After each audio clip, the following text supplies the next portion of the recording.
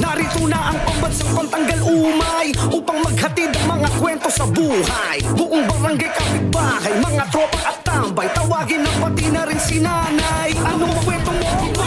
Logan na yan, saan ka man naroon? Logan na yan, gusto mong mapanood? Logan na yan, imatyogan na yan, imatyogan na yan, imatyogan na yan. Merry Christmas! Hello, Galogs! Bagong oras, bagong mga kwentong maangas. Samahan natin ang ating mga natatanging tao na magpakitang gilas. At samahan niyo rin ako, ang pambansang pantanggal umay kaka Mark Logan. At ito, ang top 5 mga kwentong Mark Logan.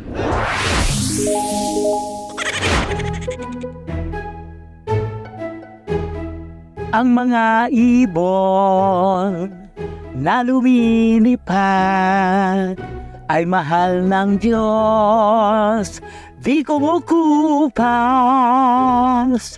At sila ang parang anak ring ituring nitong tinaguriang Bird Queen. Hello, Galog! Ako si Christine, ang Bird Queen ng Valenzuela City. Sa social media, mga pet na ibon ang binabandera. Aliw na aliw naman ang mga netizen at madla. Iba't iba ang ganda ng mga kulay, mga pabibo at manilikot sa loob ng bahay. Kaya ang tahanang ito malaparaiso na. Pero mga hindi ito mga ibong adarna, narito lang sila sa Valenzuela. Kaya hindi ka mababato kahit kumanta pa. Mula pa 2012, ibon na ang kanyang mga pet. Pero mula pagkabata ay namana niya sa kanyang parent. Na gusto ako mag-alaga ng ibon kasi parang ito yung pinaka-unique para sa akin parang stress reliever. Yun, pag pagod ako sa trabaho, sila yung pinupuntahan ko dito. Nag-alaga yung mother ko ng isang parakeet. So, na-amaze ako kasi naturuan niya magsalita, umamo. So, nung nagkaroon ako ng chance na mag-alaga, nag-alaga ako ng ibon. Fast forward ngayong 2024, ang kanyang mga alagang ibon, 24. Kakasabi ko ng last na talaga. Pero pag may nakikita talaga akong inakay, like ito kakatil, African lovebird, hindi ko maiwasan talaga na mag-alaga. Hanggang sa na-realize ko, dami na pala. Sayro! Yan ang kakatil. Ito ang San Conure. Yan. Mabait na makulit. Yan, pwede mo hawakan. Hawakan mo. Meron ding African lovebirds at parakeet. Buti pa sila, may jowa. Sakit! Oh, mapapansin. Oh, laro. Laro? Para mga bunsong anak sa kanilang pamilya, may sarili pang kwarto, aba, bongga. Spoiled sila sa kanilang mommy, hand-feeding ang mga pet para hindi maging grumpy. Pag-handfeed kasi may oras siya. Like, halimbawa, 2 weeks old yung ibon. Hindi siya pwedeng pakainin lang ng isang beses sa isang araw. Kailangan pakainin mo siya ng 5 to 6 times a day. Parang di ba ibon, parang ang hirap paamuhin ng ibon. Paano mo papaamuhin yung ibon? Nakaka-challenge, tsaka nakaka-amaze na makita mo yung ibon mo na walang balahibo hanggang sa naging ganito na siya.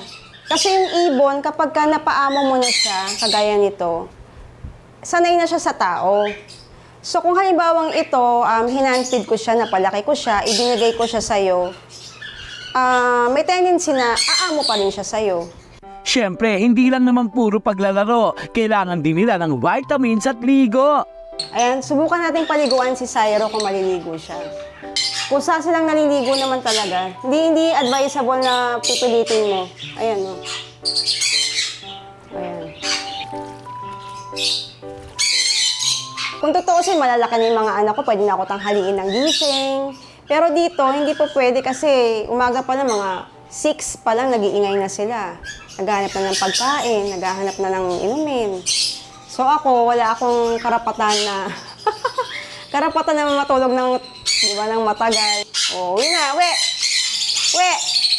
Uwi na! Oh, yan. Kasi actually, meron akong ibon na kamukhang kamukha nito. Ang pangalan niya Hara. Yun yung first kakatail na inalagaan ko. Kaya lang, unfortunately, yung pinapagawa namin tong bahay, lumipat kami dyan sa apartment. So, nakalipad siya sa labas. So, nung nakalipad siya, kahit na maamo siya sa akin, tinatawag ko siya sa labas, hindi siya bumalik sa akin.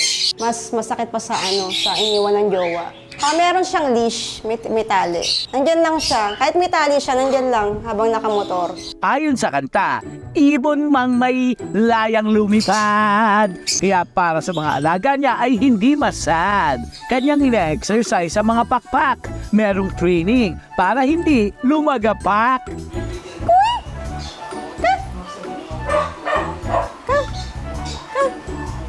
Ngayong hapon, may magpapasikat. Kaya mga kalogs, walang kukurap. Tikay, get the ball. Get the ball, get the ball. Dito, right, right, right. Left, left, left, left, left. Hindi. Unang-una dapat meron kang cage. Kaya may cage ka. Hindi naman ibig sabihin ng cage, ikukulong mo na sila. Parang yun yung pinaka-safety place nila. Dapat may oras ka. Siyempre parang rin sila, di ba? Parang aso din pusa. Kailangan din nila ng amo. Sa ngayon, kahit ano'y pwedeng alagaan, kahit maging malazupa ang inyong tahanan. Tender loving care ay laging ilaan. At para ang tahanan ay walang away, hayaan nating minsan mag-fly, fly, fly. Imadyogan na yan, imadyogan na yan, imadyogan na yan. Tuloy-tuloy ang mga kakaibang istorya, kaya tama ang desisyon na huwag maglipat ng channel dahil sayang ang saya. Bukod sa mga larong kalye, libangan din ng mga Noipi ang panonood ng movie. Kanya-kanyang lodi, superhero man, anime o fantasy. Dito sa Taguig City, may nasagap kaming chikami. Meron daw dito poging visual artist. Sa kanyang mga artwork, mai-inlove ka raw ng labis. Sa hilig niya sa laruan, hetong at naging daan upang tahakin ang mundo ng sculpting.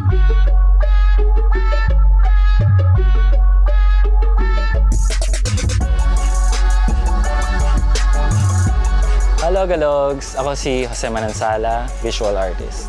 Bata pa lamang daw si Jose, mahilig na siyang gumuhit. Aba, wag mong sabihing since birth. Sa edad na 7, na-discover na ang kanyang talento. Sa paaralan, isa siya sa pangmalakasang pambato. Nagtapos si Jose sa kursong Fine Arts. Ginamit ang knowledge at talento para sa career makapag-start. Malaking araw ang naging part nito upang ang nais ay maging dream come true. I'm living in my dream.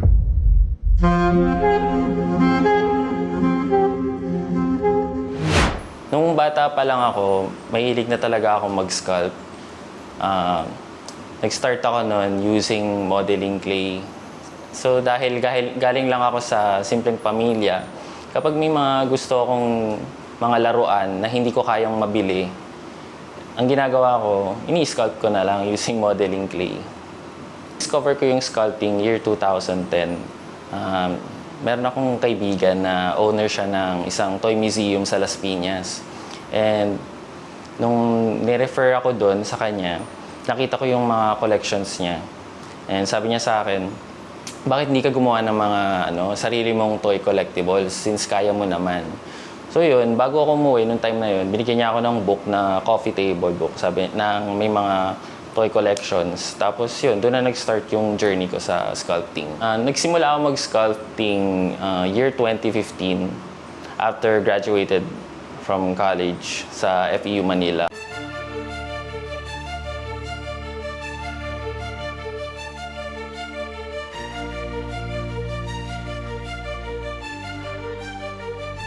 At tulad ng paglikha ng isang obra, hindi raw naging ganun kadali sa una. May mga nagduda at kinaharap na hirap sa umpisa. Subalit di sinukuan ang passion, etong at nagbubunga na ang kanyang dedication. May mga client lang naman siya sa ibang bansa, abay umaabot na sa Europe at Singapore ang kanyang likha. Grateful ako kasi yung passion ko is source of income ko na rin. Mural painting, statues, and commission drawings, lahat yan naka-incline sa passion ko, which is source of income ko na rin. But right now, ang focus ko ngayon is life-size statues. Yung kadalasan kong ginagawa is yung pop culture collectibles, yung sci-fi, yung fantasy art. And right now, pinapasok ko na rin yung world of anime. Sa katunayan, ang ilan sa kanyang gawa sa museum lang naman ay makikita. Dito yan sa Omniverse Museum by Ryan Season. Ologalogs, meet Darth Sidious. 4 months lang naman ito ni Jose tinapos. Oh bless! Hanip ang angas nito, bes! Sa silicone daw ito gawa. Very realistic ang atake. Kaloka, mukhang anytime pwede kami nitong isumpa. So far, ito yung pinakamalaki kong ginawa, which is si Jabba the Hutt from Star Wars. Yung materials na ginamit ko dito is resin, fiberglass, and mixed media. Ito si Salacious Crumb. Ito yung niya, tauhan niya. Na mukhang ibon. Wow! Paano mo nagawa yan, Jose? Prayer reveal naman, B!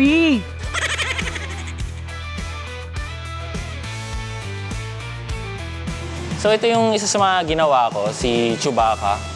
Life-size Chewbacca. He is one of the protagonists ng Star Wars franchise. Ayun. Ito, si Chewbacca, gawa din siya sa resin fiberglass and tons of wigs. Yan. Ginawa ko to parang nasa 500 wigs ata yung inabot. Pero, yun nga, nakayanan naman. Then, ito naman yung bowcaster. Gawa to sa Nara wood and mixed media. Inabot siya ng 4 months yung paggawa. Mukhang madalas matulog sa tanghali Tangkad Okay, so this is one of my works from the Alien franchise. 1979 Alien Xenomorph. Ginawa ko siya using resin fiberglass. And yung pinakamahirap na part dito na ginawa ko, itong dome head na to, part na to. Clear cast kasi yan. So, niliha ko siya ng 1 month para lang mapalabas ko yung clear na part. Very pulido, mas clear pa ata sa skin natin to. Shala, liha lang skincare nito. 2015, yung una kong ginawang sculpture is life-size Predator. And at that time, umabot siya ng 2.5 years. Kasi that time, ang source of income ko lang nun is tattooing. And yung kinikita ko sa tattoo, yun lang din yung pinambibili ko ng materials sa pag-sculpt. That time, medyo mahirap kasi medyo maliit lang yung kinikita ko sa tattoo. Kaya medyo konti-konti lang din yung pagpasok ng pera. Then, konti lang din yung nabibili kong materials. Kadalasan, it takes 4 months to 1 year. Depende sa complexity ng design ng sculpture. Supportive naman ang pamilya ni Jose Manansala. Sa kanyang talento, never silang naghinala. Sa malalaking proyekto, abay ang kanyang amay, tumutulong pa ng kusa. No doubt kung bakit sila pinagpapala. Very fulfilling siya para sa akin. Lalo na kapag i-present mo na siya sa mga tao and they love it. That's the fulfillment. My goal is to create peace that connects with people. Though right now, I'm currently working on my own style. I also dream of being recognized for my own unique style, something memorable. I want my work to leave an impact to the future generations of artists. Ituloy mo lang kasi ang pag-ukit. Di malabong ang matayog na tagumpay ay sasapit. Bukas makalawa, baka malilok mo na ang obrang sa pangalan mo'y magpapakilala. Isa kang buhay na patotoo na yakang-yakang magtagumpay ng tao kahit sa arts umiikot ang iyong mundo.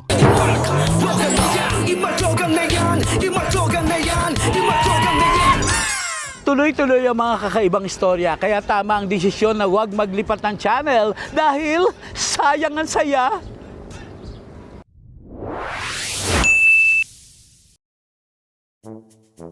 Change is constant, ika nga.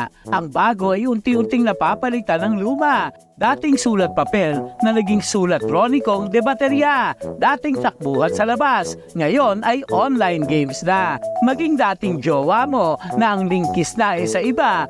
Mahirap nga namang mag-move on, diba? Well, wala mang forever sa iba.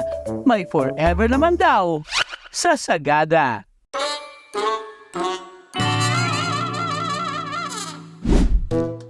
May forever sa Sagada. Yan ang sikat na linya na pumatok sa masa. Kaya mga bet, mag-move on talagang dito ang larga. O diba? Ang syala.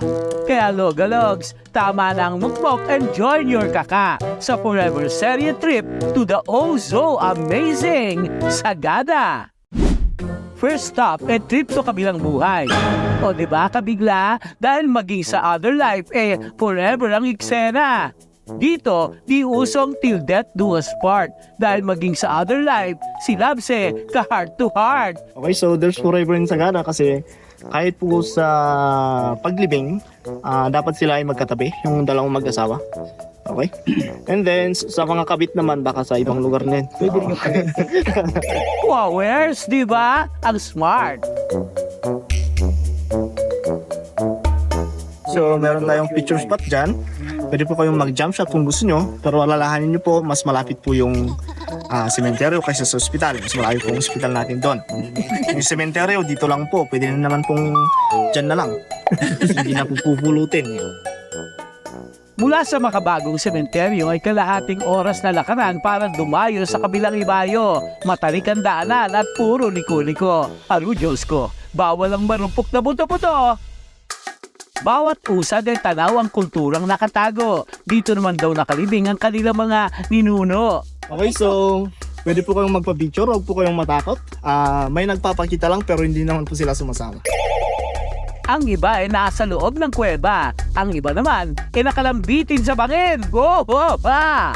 Yung sanging cabins started in the early 1960s mostly. There are a total of 19 cabins visible. Pero meron pa tayong dalawa dun sa pinakataas.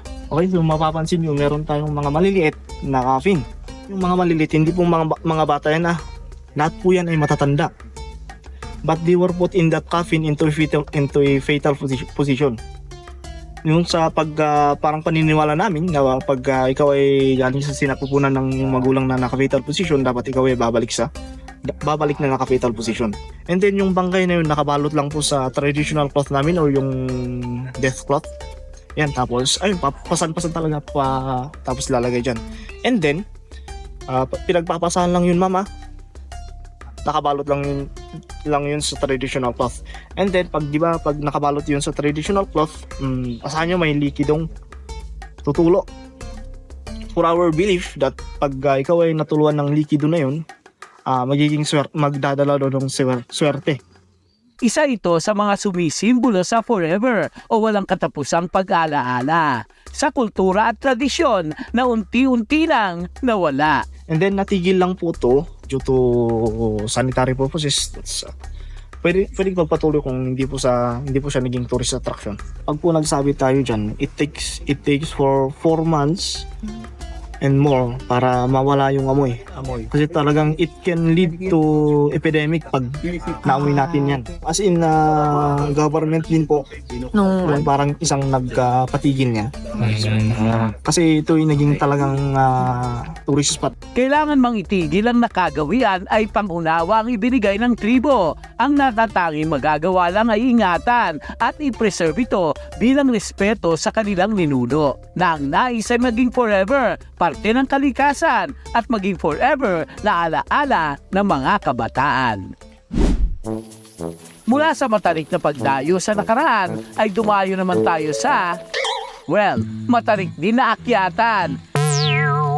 Literal na bundok gaming tayo mga lods, kaya i-ready na ang mga magang tuhod. Pababa, paakyat, makitid, at malubak. 2 hanggang 3 oras ang non-stop yapak. Tanaw na tanaw ang samut-saring pine trees, maging mga bunga ng mga little strawberries.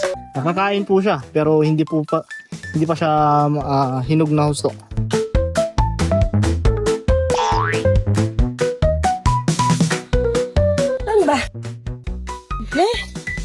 Gumba? Kaya?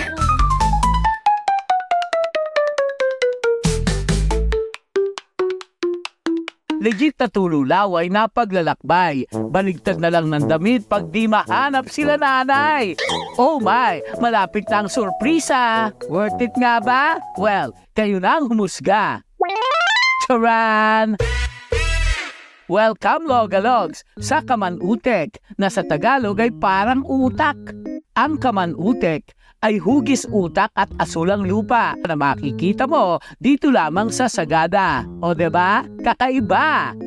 Ang kakaibang kulay ng Kamanutek ay dahil sa mataas na konsentrasyon ng copper sulfate na minsan ay nag-iiba ng kulay depende sa climate. Iba siya sa picture nung nakita ko. Pero nung umakit ako, worth the climb pa rin naman siya. Kasi maganda pa rin siya. Hopefully, mas ma-preserve pa siya nung mga nandito. At saka para mas maka-engganyo pa ng mga tourist. Grabe, ang hirap umakyat. Pero wow, ang ganda! Isa rin ito sa sumisimbolo ng forever sa Sagada na habang buhay na pangangalaga ng kanilang tradisyon at kultura. Yung Blue Soil po natin noon is malawak po siya hanggang dun sa pataas. Pero lumiit lang siya kasi sa kadahilan ng pagtubo ng mga pine tree. Nung dumami na yung pine tree, ayun, natabunan na yung ibang part ng blue soil. Tapos ito lang yung na-preserve natin. And then yung pagka-blue niya, dapat mas blue pa siya noon. Compare ngayon, parang marami na yung white part. Ito yung mga dinaanan ng mga motocross noon, yung mga baka. Kasi ito yung naging pastulan ng mga baka. And then yung mga tao rin dito noon is sumakyat dyan sa mga burol. And then lately, parang late lang siya na-preserve. Kasi late din siya naging tourist spot noong 2016 to 2017.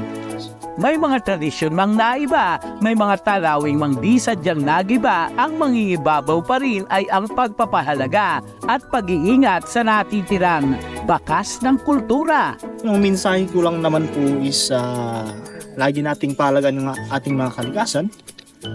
Yung mga puno natin, huwag nating putulin kasi ayun, nag-cause siya ng mga landslide,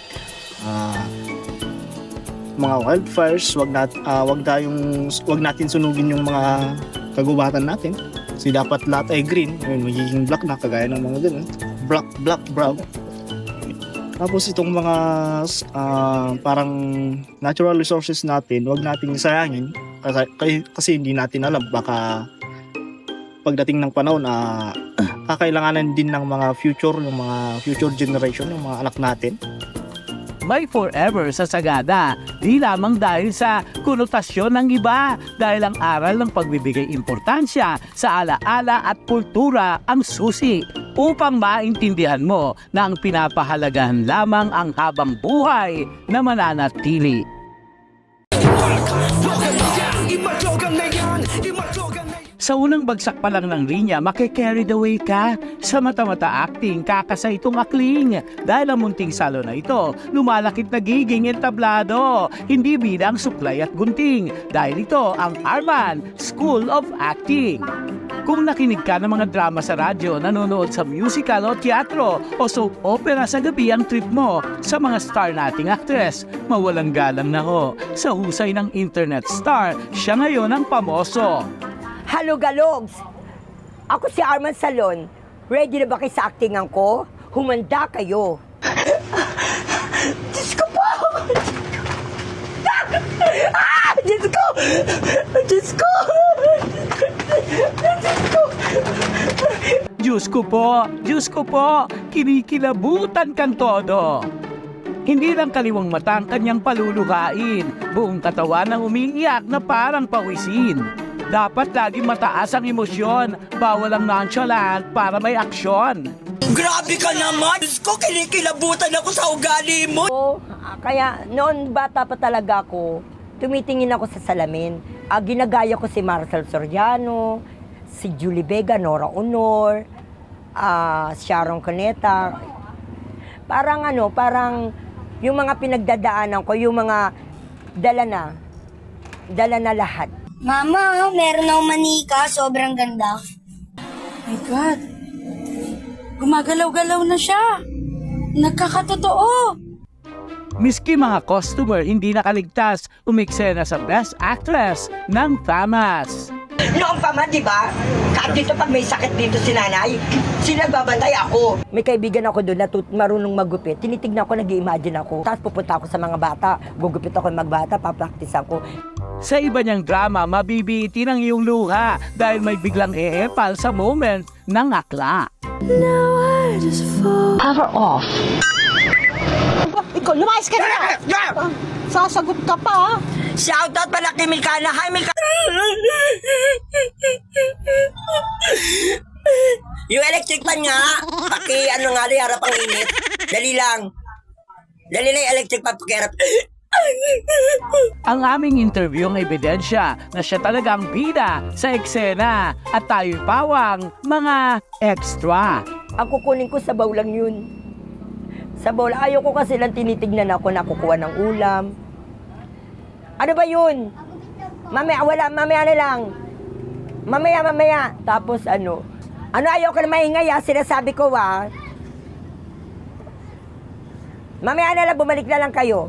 Kaya naman hindi na kami nag-aksaya ng sandali ang kanyang performance aming pinalaki. Bibili lang ng suka sa tindahan, pang face-to-face na ang chismisan. Nagpaparinig ka? Hala, hindi.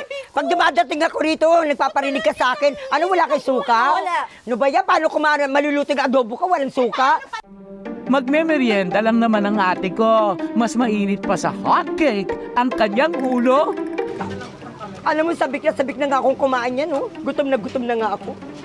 Hindi ka na naawa sa akin. Para sinasadya mo, eh.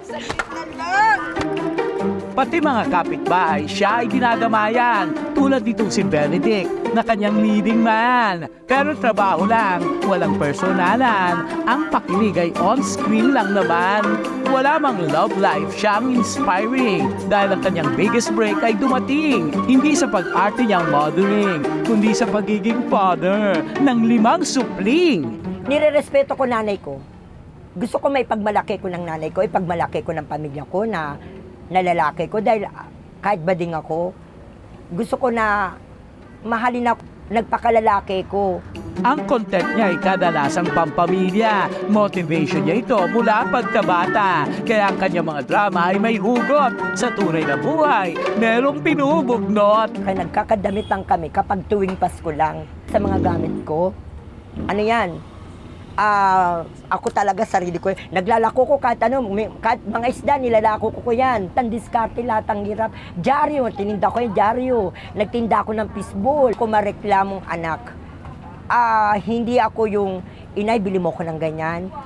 Ilang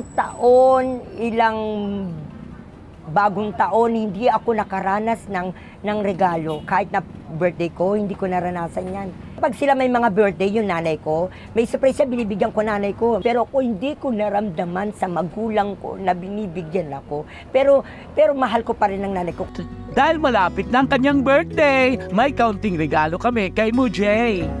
Oh, Diyos ko, thank you po. Wow, salamat po talaga. Thank you, Diyos ko. Ito. Wow. Hindi na ako ito na, sir. Hala, salamat. Hala, salamat. Uy, thank you, Salamat. For the first time talaga ngayon talaga. Salamat, thank you. Wish ka muna.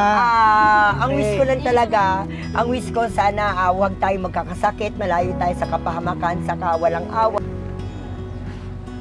Mapa-teleserye o pelikula, pang true to life naman talaga. At sa tunay nating mga eksena, may mga kontrabida na extra dahil walang himala. Pero may direktor na gagabay sa itaas para sa hirap na iyong danas. At sa sarili ay laging ipaalala, ikaw lang ang bida sa sarili mong istorya.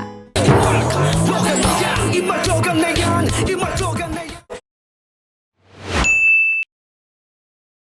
Sa tahanan, di may iwasan. Tsak may tambak na gamit na di naman na kailangan. Kahit matanda pa, sa ninuno, abay, deadma. Ginawa ng koleksyon ng anek-anek na basura. Pero para dito, sa isa nating tropa, aba, ang kalat sa iba, sa kanya'y pagpapala. Dito sa Romblon, nakilala namin si Madam Pilikitok. Ox naman daw ang kanyang tuktok. Bet niya lang talaga ang gumawa ng costumes, wapakels, at kanya-kanya raw tayo ng decisions. Hello, galogs! Ako po si Madam Pilikitok, ang nag-iisang very demure, very mindful na ramparist ng Romblon. Dahil sa kanyang likas na kalokohan, ang paggawa ng costume ay kanyang natuklasan. Kasama ang kanyang kaibigan na Gina G sa trip nilang Unplanned. Nagsimula ako na gumawa ng costume year 2019. So, yung mga friend ko during that pandemic is nagkatuwaan kami na maligo sa ilog. So, doon sa ilog is may dahon ng saging. So, syempre, ako naman very crinking talaga. Ayun, pinagpunit-punit ko siya and ginawang tube and palda. So, ayun, doon nagsimula, nag-video-video and pinost ko siya sa TikTok, Facebook, and hanggang sa nag-trending siya, ayun, doon na nagsimula. Marami na siyang nagawang costume sa kasalukuyan. Ipinangrarampa niya ito sa social media kadalasan o kaya isuot sa mga events kung minsan. Kuhan-kuha niya ang pulso ng comment section. Approve sa masa ang kanyang passion. Ang kagandahan pa rito'y sa pagsali niya sa pa-contest, ang kanyang costume ay kanyang napi-flex. Basta sa liba ng kasipagan, ang kanyang kamay di na mapigilan. Gina G turn into pasabog na costumes ang ideya niyang pandayo at beyond your expectations. Ang mga ginagawa ko na damit ay para sa pagko-content and of course para din sa mga, like for example, may mga pinag-aatindan ako nag-judge, guest, at may nilalabanan na contest. Talagang yung ginagawa ko ng mga damit is para lang talaga sa akin, for the content and for, yun nga, sinabi ko kanina na para sa mga nag-guest, sinasalihan na show. Ayun, so meron akong isang, mula 2019 until ngayong 2024 is may isang tao lang akong nabihisan ng gawa ko. So yun is yung mayor namin. Ang kadalasan ko na ginagawa ng mga damit is una talaga, nung una is like mga dahon talaga. So nag-summer, so medyo naubos ang mga dahon, ganun. So naisip ko na what if gumawa naman ako ng ibang gown na gamit ang ibang material. So doon na yung pumasok yung mga like gumawa na ako ng mga recycled materials like gawa sa mga plastic, bubble wrap, tansan. Dahil sa kanyang talento, sa kanyang pamilya, siya ang breadwinner nito. Di naman sayang ang kanyang sakripisyo dahil ang kanyang magulang siya ay suportado. Sa katunayan, katuwang niya ang kanyang ama sa pagbuo ng pangarap niya. Hindi siya hinadlangan o tinanggap ng 1/4 lang. Pak, bet, pati pato, ito sa kanyang kagandahan. Yung pag-support nila sa akin is like parang parang hindi siya masukat kung gaano nila ako ka-support kasi every time na gumagawa ko ng mga costume is nandyan sila, ginaguide nila ako, binibigyan nila ako ng idea kung ano yung gagawin ko na naman na costume. Proud ako kay Madam Pilikitok kasi nagawa niya na mag-vlog para maka-aral siya. May itustos siya sa kanyang pag-aaral. At saka, tumutulong din sa amin. Yung may kita na siya, sir, nagabili siya ng bigas, ulam, at pangbayad sa kuryente. Pasalamat ako sa Lord na binigyan siya ng kaalaman na ganyan para makatulong siya sa amin. Tinutulungan ko siya pag siya may inuto sa akin, ginagawa ko, pinapapanood ko sa kanya para matuto siya. Aba, dahil for the go ka mahirapan. O siya, etong bubble wrap ang iyong pagtripan. Aba, hinamon pa ako ni Kaka gumawa ng costume. O siya, pak! Palag!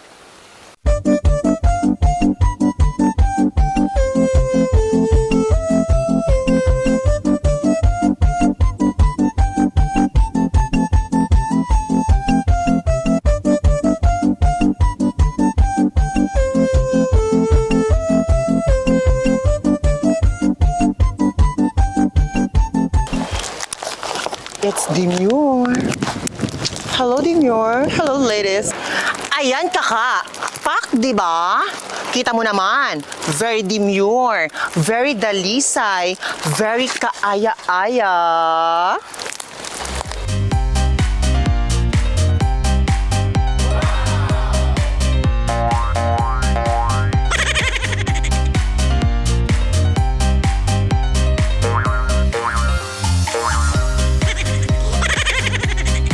Janet, paano mo yun nagawa? Nang saglitan. Anong power yan?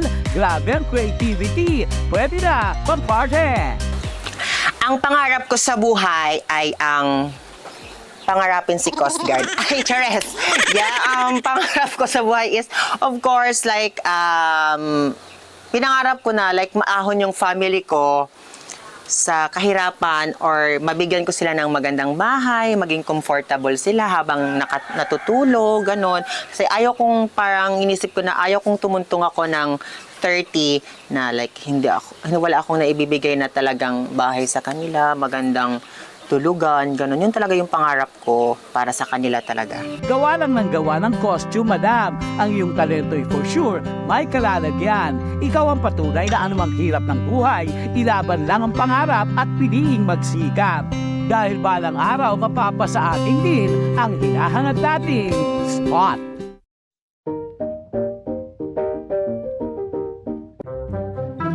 Palapit na ang Christmas, palamig na rin ang weather. Kaya mga Noipi, lumalala ang I need yakap fever. Well, whatever. Dahil malayo man ang hug na hinahanap-hanap, posible na yan sa viral online yakap.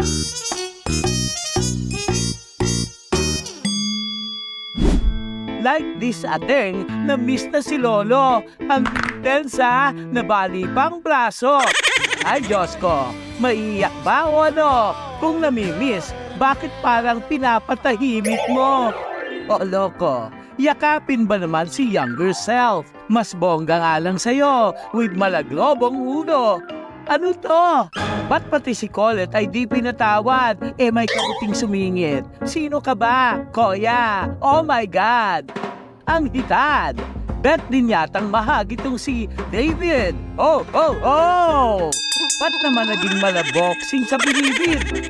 Tama nga ang pagka-brutal. Dito tayo sa LDR na sweet. Sino ko? Hulaan mo. Secret. Itong magjowa naman, tamang lingkis lang. May biglang tumubo. Panghampas na lang ang kulang. Well, teka lang. Group hug naman dyan. Pero parang mali. Ba't legang niyakap, auntie? Dahil Vermonts na, payakap naman daw with Jose Marie Chan. Ang kaso lang, ba't napunta pa sa sakalan? Ay, ewan. Iba nga naman ang power ng yakap, lalo na kung feeling lonely at walang mahagilap. Maikli lang ang life, kaya wag itong ipagdamot. Group hug, everyone! At sabay-sabay nating basagin ang lungkot.